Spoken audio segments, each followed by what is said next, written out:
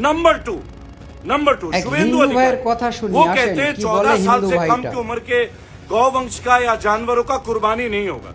मतलब 14 साल बाद आप गौ माता को कसाई को बेच सकते हैं कुर्बानी के लिए, आप उसे मीट के लिए बेच सकते हैं, मांस के लिए। क्या हिंदू हमारे धर्म में, सनातन में अब गौ माता को उम्र के हिसाब से मतलब दूध देना बंद, तो आप उनको बेच दोगे? ये है भाजपा की सोच।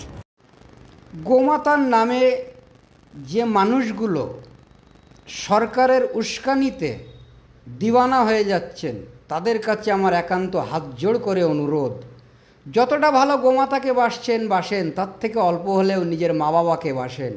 ভারতবর্ষের আশ্রমে 99% মা বাবা কিন্তু আপনাদের। যে মা বাবা পেটে ধরে জন্ম দিয়ে বুকের দুধ খাইয়ে আপনাদেরকে মানুষ করেছে তাদেরকে দিচ্ছেন বৃদ্ধাশ্রমে